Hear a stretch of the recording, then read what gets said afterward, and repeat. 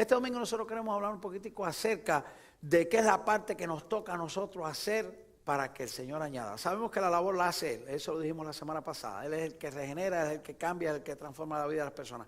Pero ¿qué vamos a hacer nosotros dentro de este plan, dentro de este programa? Ustedes han visto las alabanzas de hoy que han estado enfocadas también en ese sentido. Y el mensaje de hoy aparece ahí en el libro de Lucas, el capítulo 5, versículos 17 al 26. Dice la palabra del Señor de esta manera. Aconteció un día que Él estaba enseñando y estaban sentados los fariseos y doctores de la ley, los cuales habían venido de todas las aldeas de Galilea a Judea y a Jerusalén, y el poder del Señor estaba con Él para sanar. Y sucedió que unos hombres que traían en un lecho a un hombre que estaba paralítico, procuraban llevarle adentro y ponerle delante de él. Pero no hallando cómo hacerlo a causa de la multitud, subieron encima de la casa y por el tejado le bajaron con el lecho, poniéndole en medio delante de Jesús. Y al ver él la fe de ellos, les dijo: hombre, tus pecados te son perdonados. Entonces los escribas y los fariseos comenzaron a cavilar diciendo: ¿quién es este que habla blasfemia? ¿Quién puede perdonar pecados sino solo Dios? Jesús entonces, conociendo los pensamientos de ellos, respondiendo les dijo: ¿qué caviláis en vuestros corazones? ¿Qué es más fácil decir: tus pecados te son perdonados, o decir: levántate y anda? Pues para que sepáis que el Hijo del Hombre tiene potestad en la tierra para perdonar pecados, dijo al paralítico: a ti te digo, levántate, toma tu lecho y vete a tu casa. Al instante, levantándose en presencia de ellos y tomando el lecho en que estaba acostado, se fue a su casa, glorificando a Dios. Y todos sobrecogidos de asombro glorificaban a Dios, y llenos de temor decían: hoy hemos visto maravilla. Vamos a orar. Padre, en esta hora te alabamos y te adoramos y te damos gracias por tu palabra. Oh Señor, necesitamos hoy ver tus maravillas. La maravilla de lo que tú haces en los corazones de tu iglesia. La maravilla de lo que tú haces en los corazones de las personas que no te conocen. Por eso, Señor, te pedimos que tú nos ayudes en esta hora. Nada podemos hacer sin ti, solamente tu Espíritu Santo puede hablar al corazón, y por eso en esta hora rogamos tu ayuda, tu auxilio y tu dirección, y pedimos perdón por nuestros pecados. Todo te lo pedimos humildemente en el nombre y por los méritos de Cristo Jesús. Amén. Hemos titulado este mensaje: El Señor sana y salva. El Señor sana y salva. Qué bueno es que nosotros podamos creer eso. ¿Cuántos creemos que el Señor sana y salva? ¿Verdad? Qué bien, qué bendición. Así que estuvimos hablando acerca de este tema la semana pasada, en el que hablábamos cómo el Señor es el que añade y cómo debe vivir la iglesia del Señor para que el Señor añada a los que han de ser salvos. Y hoy queremos hablar un poquitico acerca de cuál es la parte que nos va a tocar a nosotros. ¿Qué parte tenemos que hacer nosotros dentro de todo este aspecto? Estamos en tiempos en los que muy pronto en nuestro país va a haber votaciones, ¿verdad? Y ustedes ven las noticias que se para uno y dice: este es malo, el otro se para y dice: el malo es el otro. Y entonces estamos en esa parte de las elecciones. En todas partes pasa igual. Unas personas piensan que los republicanos deben de tomar el control, porque entonces cuando las cosas van a ir bien. Otras personas piensan que los demócratas son los que deben de tomar el control, porque entonces cuando las cosas van a ir bien. Y qué importante que nosotros como cristianos estemos seguros de una cosa: las cosas van a ir bien únicamente cuando Jesucristo sea el que tome el control. Entonces qué importante que nosotros estemos en eso. Ustedes saben que muchas veces yo les digo que no me gusta hablar de política, no me corresponde hablar de política, no es mi tema, no me interesa hablar de política.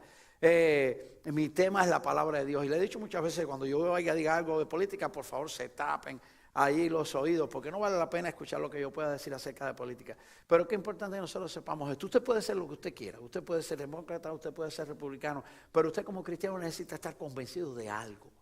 Usted puede también empujar porque usted quiera, y usted puede, no importa, usted puede hacerlo, eso está bien, no tiene nada que ver, para un lado o para otro, pero usted como cristiano tiene que estar convencido de algo. Este mundo va a ser cambiado, este mundo va a ser transformado cuando Jesucristo tome el control de la vida de las personas. Y el punto es este: el punto es que en medio de esa convicción que nosotros tenemos de que realmente Jesucristo, cuando toma el control de la vida de una persona, es cuando la gente cambia, y cuando cambian para bien, y cuando las cosas van para bendición.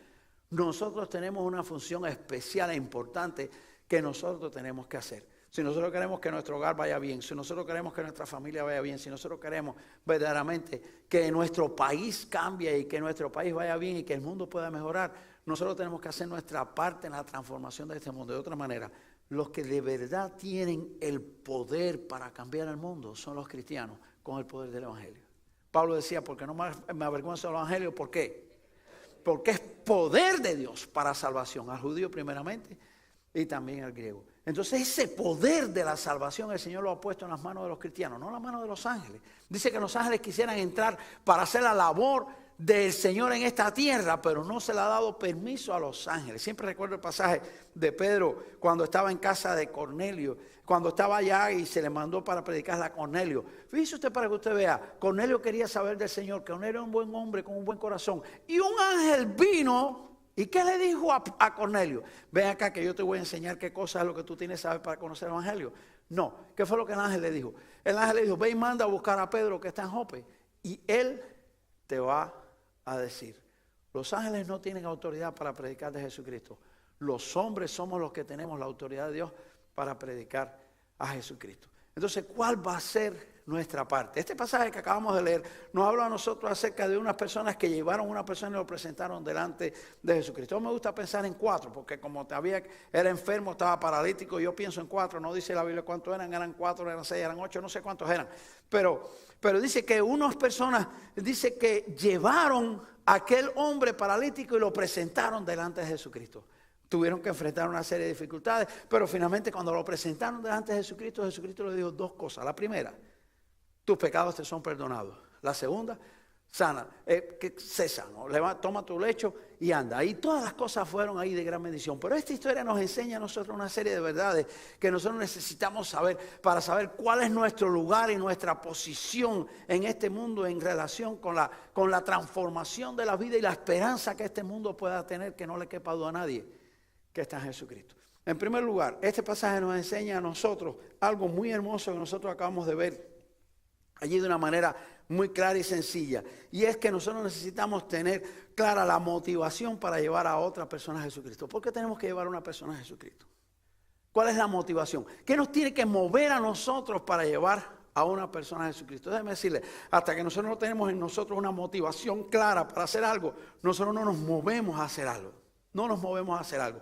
Hubo un suceso bien hermoso en este viaje allá de Turquía. Y entonces, yo no voy a decir los nombres porque los nombres, tú sabes, las historias que pasan, los nombres no se dicen. Eso nada más que lo saben los hermanos que estaban ahí.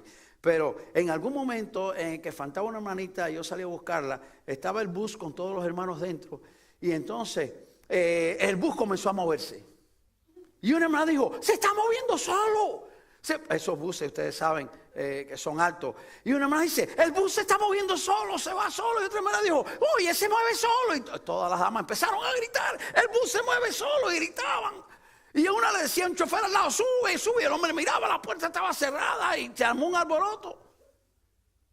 Había un hermano del lado de la hermana, una de las que empezó a gritar, no sé quién empezó a gritar. Y no se inmutaba. Y después le decían, pero ¿cómo es que tú no te moviste? Claro, había un espejo retrovisor así en la esquinita y el hermano vio que aunque el chofer era bajito y no se veía, el chofer estaba sentado en el timón.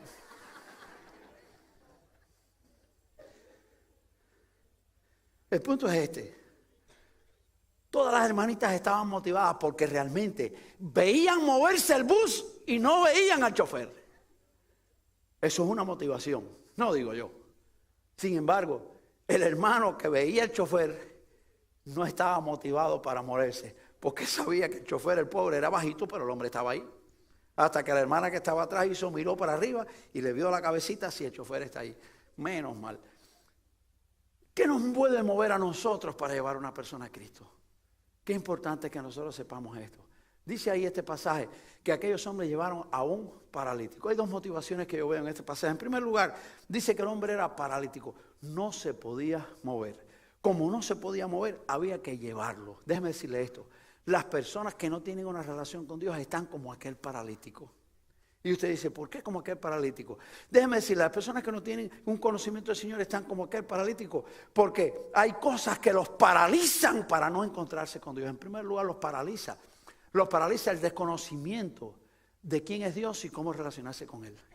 Uno de nuestros errores como cristianos y como personas en relación con Dios en este mundo es que nosotros creemos que todo el mundo sabe lo que nosotros sabemos. Y qué importante que nosotros sepamos esto. La gente que está afuera no sabe. La gente que está afuera no sabe lo que usted sabe. Quizás usted diga, es que yo no sé mucho de la Biblia. Eso es el pastor el que sabe. Entonces los maestros americanos los que saben. Déjeme decirle, quizás usted sepa poco de la Biblia, pero yo le aseguro que si usted tiene una relación con Dios porque usted tiene a Cristo en su corazón y usted se encontró con Jesucristo, se arrepintió de sus pecados y tiene hoy una relación con Dios, los que están afuera saben menos que usted. A lo mejor usted no sabe mucho, pero qué importante que los que están afuera, usted puede estar seguro que los que están afuera saben menos que usted. Y si saben menos que usted, hay algo que usted les puede enseñar. Las personas están paralizadas por su desconocimiento. Un médico de la última iglesia donde yo estuve en Cuba, él se convirtió al Señor, Moisés me refiero. Él se convirtió al Señor y cuando él se convirtió al Señor él estaba en una de esos lugares donde los envían a ellos a trabajar con medicina. La soledad y todas aquellas cosas lo hizo sentirse mal, lo hizo buscar de Dios. Y alguien le había hablado y finalmente allí mismo, con cartas que le escribieron y demás, allí mismo le entregó su corazón a Cristo. Cuando él regresó, él contaba su testimonio y él decía algo. Él decía, yo era ateo. Y él decía, yo era ateo, no porque yo quisiera ser ateo. Yo era ateo no porque yo estuviese convencido de ser ateo. Yo era ateo porque fue lo que me enseñaron. Él decía, yo era ateo porque yo no sabía que existía Dios.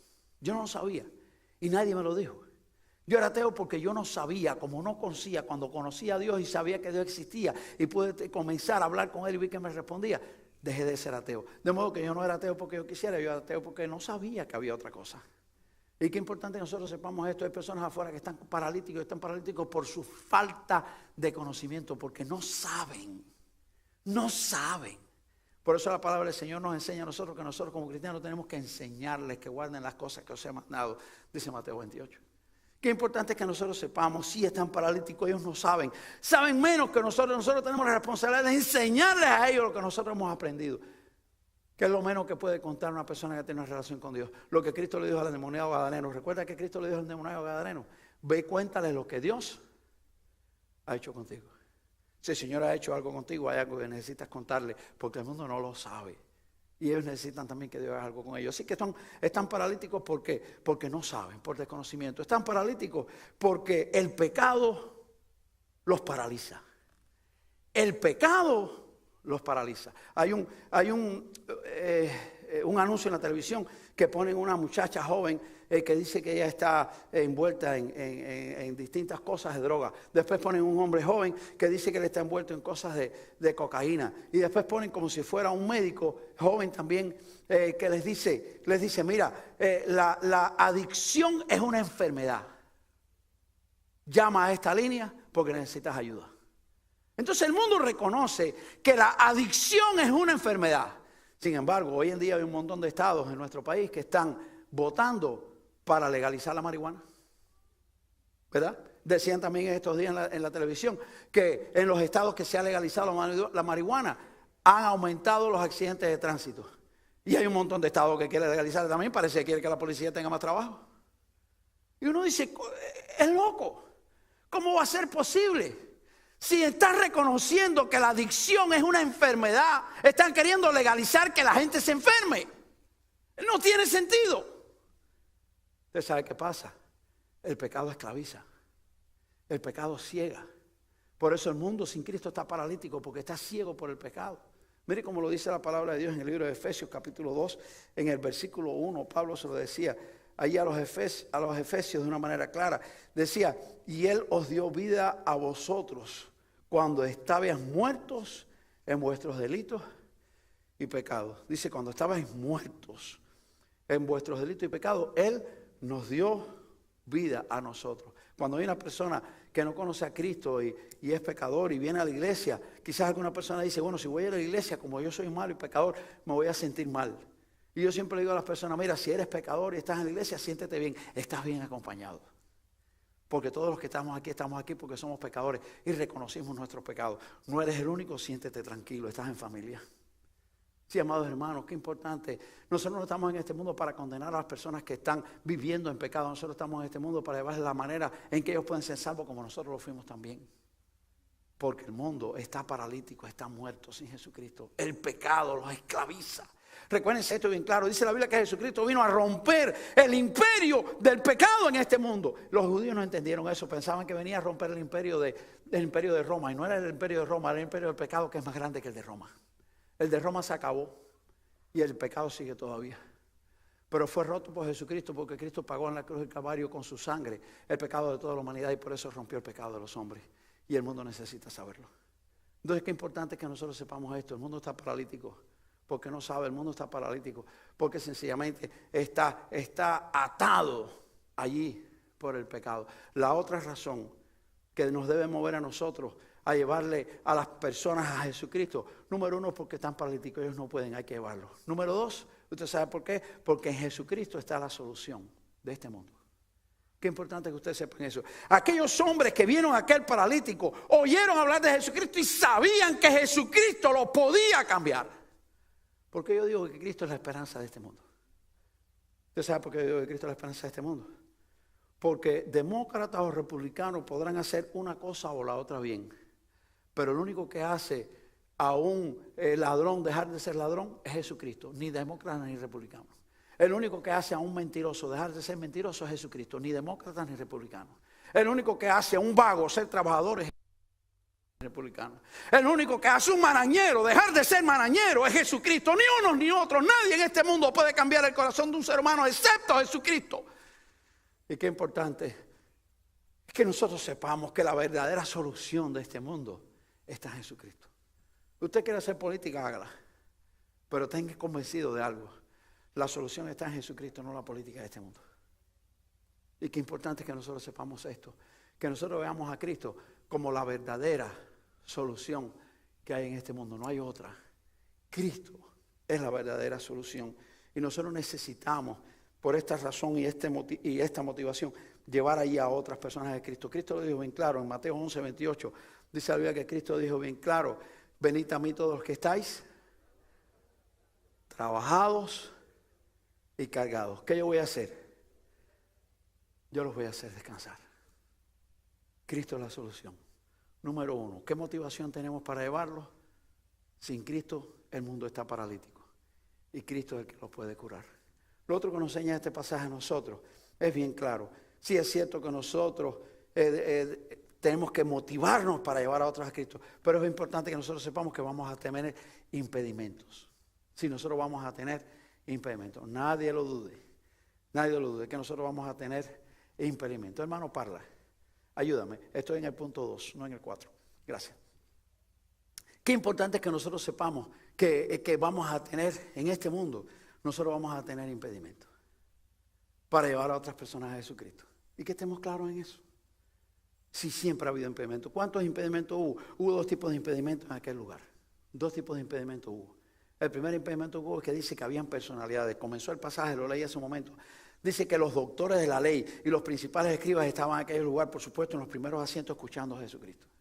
Después estaban muchas personas allí, pero dice que había personalidades allí. Hay veces que hay personalidades que se convierten en impedimentos para que las personas vengan al Señor. Sí, hay veces que hay impedimentos. Hay personas que dicen, tengo temor a aceptar a Cristo, tengo temor a ir a la iglesia, tengo temor, porque hay ciertas personas que ¿qué es lo que van a decir? ¿Qué dirán? El qué dirán, está en el mundo entero. Y eso se convierte en un impedimento. El temor de que haya personas que puedan saber que ahora mi vida está en Jesucristo. Ahora en mi país a veces se burlaban de las personas y decían, ahora estás en los aleluyas, te metiste a los aleluyas. Y entonces a nadie le gusta que se burlen de él. Eso se convertía en un impedimento. A veces nuestra familia, algunas personas de nuestra propia familia que sabemos que no comparten nuestra fe, pues pueden convertirse en un impedimento porque pueden comenzar a burlarse de nosotros porque estamos ahora en el Señor. Antes hacíamos ciertas cosas con ellos y ya no las vamos a hacer más porque sabemos que no agradan al Señor y pueden convertirse en un impedimento. Pero nunca olvide esto. Dice la palabra del Señor bien claro ahí en el libro de Marcos capítulo 8 versículo 38 que Jesucristo dijo ahí bien claro: el que se avergüence delante de mí, delante de los hombres de mí, yo me voy a avergonzar de él delante. Qué triste que el día que nosotros estemos delante de la persona del Padre, el Hijo diga, no te conozco. Porque muchas veces tú tuviste pena de decir en el mundo que tú me conocías a mí. Y qué importante que nosotros sepamos esto. ¿Y habrá impedimentos? Sí, van a haber impedimentos. La gente que nos rodea son un impedimento. Personalidades que nos rodean son un impedimento. ¿Qué van a decir en mi trabajo? Yo que era el tipo que más chistes decía y que más chistes decía de doble sentido y que siempre estaba en la jaranita, y ahora ¿qué van a decir de mí cuando sepan que soy cristiano y no voy a estar haciendo malas cosas que a Dios no le agrada? ¿Qué van a decir de mí? Es un impedimento.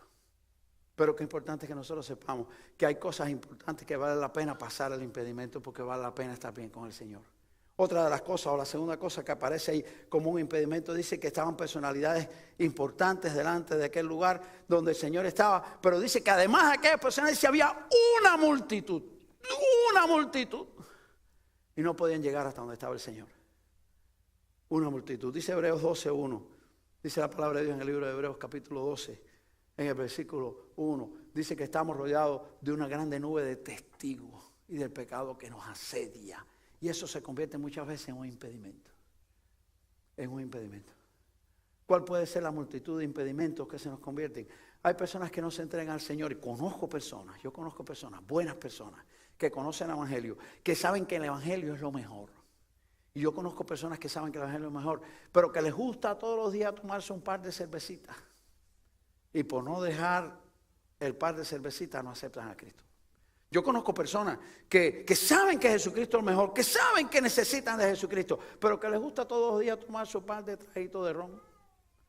Y por no dejar el par de traguitos de ron, sencillamente no se entregan a Jesucristo. Conozco personas que por no dejar eso, esos son impedimentos. Impedimentos que la gente pone, por los cuales no se entregan al Señor. Y a veces son impedimentos que realmente quizás la persona no se da cuenta que no vale la pena en comparación con la eternidad que Dios nos tiene preparada, que Dios nos está ofreciendo. Qué triste cuando nosotros encontramos personas que tienen un impedimento, que no quieren dejar ahí por el Señor. El pastor Domingo Fernández le hablaba una vez el Evangelio a una persona, lo leí en uno de sus folletos, y le fue a hablar del Evangelio a una familia que necesitaba del Señor, y le fue a hablar del Evangelio a aquella señora. Y cuando empezó a hablarle de Cristo a la señora le dijo, pero mire pastor, tengo que decirle algo, yo tengo que ser sincera con usted. El problema es que a mí y a mi esposo nos encanta ir al teatro. Y dice que él no le respondió nada, sigo hablándole de Cristo. Y a los pocos minutos la señora volvió, mire, pero el problema es que yo quiero que usted entienda, es que nosotros no queremos dejar el teatro. Y él no le dijo nada, él siguió hablando del Señor. Y como a la tercera vez le dijo, señora, déjeme una cosa, aquello vine a su casa. Quedamos en que yo iba a venir a hablarle de Cristo. Yo no quiero hablar del teatro. Yo no vine a hablarle de Cristo, de cuánto Cristo le ama, de lo que Cristo hizo en la cruz para pagar sus pecados. Yo no le he dicho nada del teatro. Enfóquese en Jesucristo. ¿Sabe usted lo que pasa con las personas? Lo que pasa a las personas es que hay cosas en nuestra vida que tenemos puestas en el lugar de Jesucristo. Para aquella señora en un teatro, para otras personas puede ser un trago, para otras personas puede ser cualquier otra cosa. Pero tenemos cosas puestas en el lugar de Jesucristo y hasta que no sean removidas se van a convertir en un estorbo en nuestra vida, porque en ese es el lugar donde Cristo tiene que estar. Nadie le dijo a la mujer que no fuera al teatro. Yo nunca le he dicho a nadie si te tomas una cerveza no se la tomas, nunca se lo he dicho a nadie. Nunca le he dicho a nadie si te vas a tomar un trago de ron o no te lo tomas, nunca se lo he dicho a nadie. Lo que las personas tienen miedo es que el Espíritu Santo se los diga y por eso no quieren aceptar a Jesucristo. Pero qué triste cuando una persona tiene impedimentos que no quiere echar a un lado para aceptar a Jesucristo. Y qué importante que nosotros sepamos que van a haber impedimentos, pero vale la pena llevarle el mensaje de salvación. Lo tercero que nosotros vemos en este pasaje, de este pasaje hermoso que nos enseña la palabra del Señor. Lo tercero que nosotros vemos es la fe de aquellas personas para llevar a esa persona a Cristo. ¿A qué los movió su fe?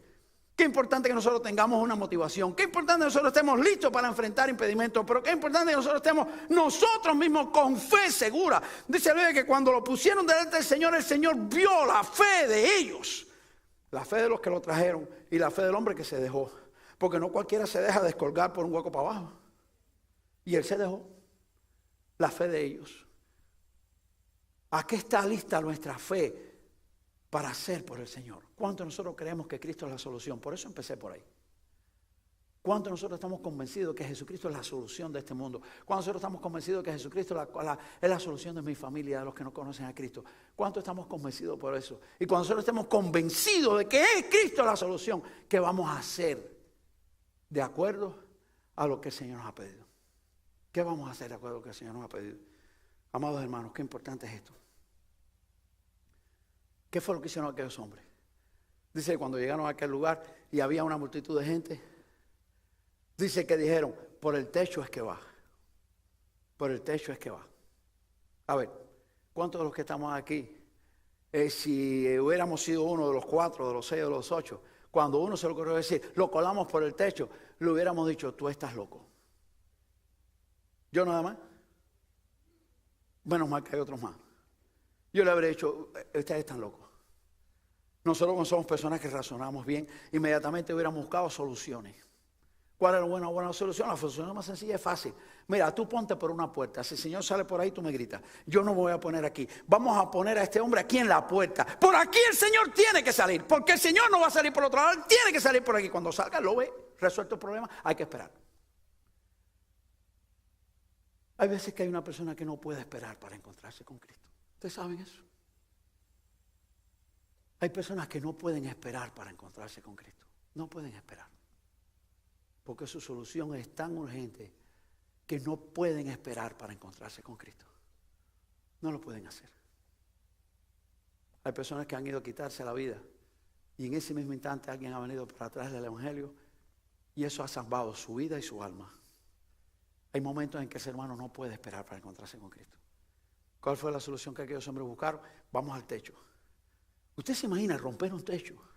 Los techos de las casas en los tiempos de Jesús no eran como nuestros techos, que son muchas veces de cemento, de hierro, de varias cosas. Los techos de las casas en los tiempos de Jesús eran de madera, ponían paja y ponían lodo. El lodo se secaba y hacía allí como una placa, pero era removible. Pero el punto no está en cuán difícil o cuán fácil sería romper el techo. El punto está qué fue lo que ellos llegaron a hacer aún para poder poner al hombre delante de Jesucristo. Vamos a pensar todavía que el dueño de la casa, estaba afuera y el dueño de la casa le dijo, está bien, rompan el techo y les dio permiso, pero estarían locos. ¿Cómo tú vas a romper el techo de una casa? ¿A quién se le ocurre? Ahora piensen un poquitico más. Si el techo de la casa era de lodo, de paja, cuando ellos empezaron a abrir el hueco y llegaron a empezar a abrir el hueco, empezó a caer basura de ahí para abajo. El Señor tiene que haber parado su predicación. La gente tiene que haber empezado a mirar para arriba. ¿Qué es lo que pasa? Se está cayendo el techo. Ustedes no pueden imaginarse que estas cosas pasaron. Pero no importaba, a ellos no les importó nada. Nada les importó. Ellos abrieron el hueco y ellos bajaron al hombre.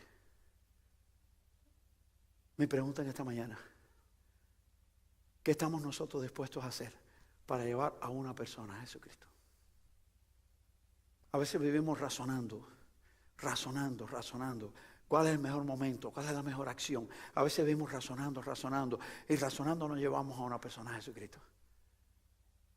Cuando el mundo está urgentemente necesitado de que nosotros lo llevemos a Cristo. Sí, amados hermanos. Ellos tuvieron fe, creyeron y llevaron a aquel hombre a Cristo. ¿Y qué pasó después? Con esto termino. ¿Qué fue lo que pasó? El hombre estaba frente a Cristo. Recibió dos cosas necesarias en este mundo. La primera, vida eterna con Dios. Tus pecados te son perdonados. Dice que los hombres se burlaron del Señor o se sintieron mal porque pensaron, solo Dios puede perdonar pecado. Y tenían razón. Lo que ellos no sabían, que Dios hombre estaba allí delante de ellos. Y ese que estaba ahí delante de ellos, siendo Dios, sí les podía perdonar el pecado. ¿Quién puede perdonar pecado sino Dios? Dios es el único que puede perdonar pecado. ¿Usted sabe por qué Dios es el único que puede perdonar pecado?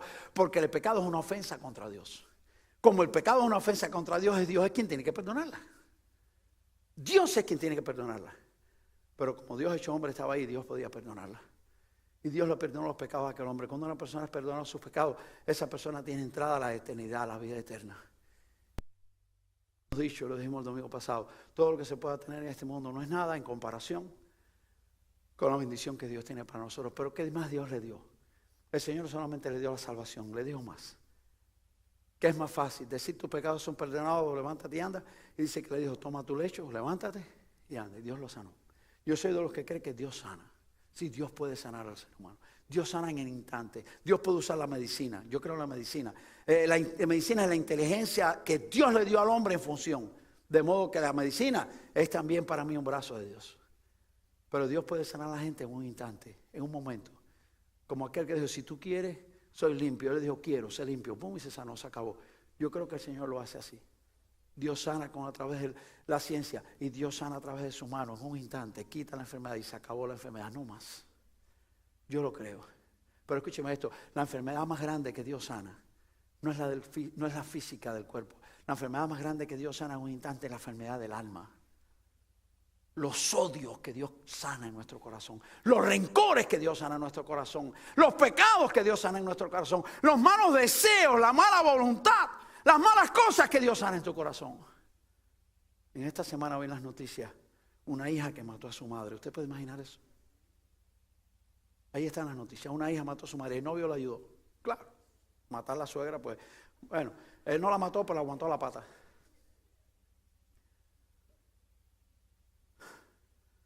¿Quién puede sanar eso? Jesucristo es el único que puede sanar eso. Cambiar odio por amor. Esa es la sanidad más grande que Dios hace en este mundo. La sanidad más grande que Dios hace en este mundo es la sanidad del alma. Dios nos salva y Dios nos sana. Por eso yo quiero preguntar en esta hora, ¿habrá alguna persona aquí en este lugar que por cualquier impedimento que sea, que a mí no me interesa, todavía no le ha dicho: Señor Jesús, yo te pido que perdones mis pecados, yo te acepto como Salvador? ¿Habrá alguna persona que no se lo ha dicho todavía al Señor? Y hoy hay que decirle: Señor, yo quiero poner a un lado el impedimento que por muchos años no me ha dejado aceptarte como Salvador, por muchos años. Yo quiero ponerlo a un lado. Y hoy quiero decirte que me perdones. Yo quiero que tú sanes mi vida. Yo quiero que tú cambies mi vida. Yo quiero que tú me hagas una nueva criatura. Yo quiero tener seguridad de la vida eterna. ¿Habrá alguien que nunca se lo haya dicho al Señor y yo quiero hacerlo? Yo quiero invitarle a que usted alce su mano y que usted le diga: oye, Señor, Señor, perdona mis pecados, yo te acepto como Salvador. ¿Habrá alguna persona aquí que no lo haya hecho y hoy quiere hacerlo? Si todos los que estamos aquí ya lo hemos hecho, yo tengo una segunda pregunta que hacerle. Pero antes déjeme contarle algo. En cierto momento de mi vida viví en una ciudad en mi país que se llama Cienfuegos, centro-sur del país. Por cierta razón que no viene al caso ahora. Allí viví unos años, unos meses, no creo que llegó un año. Y cuando estaba en el barrio donde estaba, en la casa de mi abuela y de mi tía, se escuchaba una historia de una familia que estaba en la esquina de la casa donde mi familia vivía. Era una historia que se contaba con simpatía. La gente se reía de aquello. Dicen que esa familia, que era una familia que tenía muchos hijos, tenía como 10 hijos, vivían allí en ese tiempo, en mi país, en los pueblos, en las ciudades. Los muchachos viven en la calle. Realmente no hay grandes peligros. Salen a la calle en tiempo de las bolas, juegan bolitas. En el tiempo de los papalotes, empinan papalotes. En el tiempo de que cada tiempo tienen sus cosas y juegos. Pero los muchachos están en la calle. Están en la calle. Hubo en la ciudad de Cienfuegos, años atrás, un levantamiento contra el gobierno que había en ese tiempo en mi país. Y se alzaron las personas, tomaron ciertos edificios del gobierno que estaban alrededor de un parque. Y por supuesto el gobierno reaccionó y mandó ejército y mandó aviones. Y los aviones pasaban precisamente y entraban, que estaban a unas cuadras de la casa de mi familia, estaba a unas cuadras de ese famoso parque. Y venían desde el mar subiendo y pasaban casi rasantes por las casas y se oían las bombas y empezó los tiros y todas las cosas empezaron. Y cuando empezaron las bombas y los aviones a sonar, los muchachos, todo el mundo corrió para su casa. Si usted quiere buscar un cubano que se esconde, ¿dónde se esconden? Abajo de la cama. En mi país la gente se esconde abajo de la cama. Ese es el mejor refugio que hay, abajo de la cama. Así que llegaron los muchachos a la casa y uno a uno, para abajo de la cama, uno a uno, todos se metieron abajo de la cama. Y en medio de toda la turbación y de todo el miedo, la mamá, aquella señora, venía y levantaba la sábana y miraba hacia abajo y contaba 1, 2, 3, 4, 5, 6, 7, 8, 9. Y decía: me falta uno. Iba a la puerta y gritaba con toda su fuerza: me falta uno. Volvía nuevamente, volvía y contaba, y de nuevo eran 9. Volvía a la puerta y volvía a gritar con toda su fuerza: me falta uno. Lo hizo tantas veces,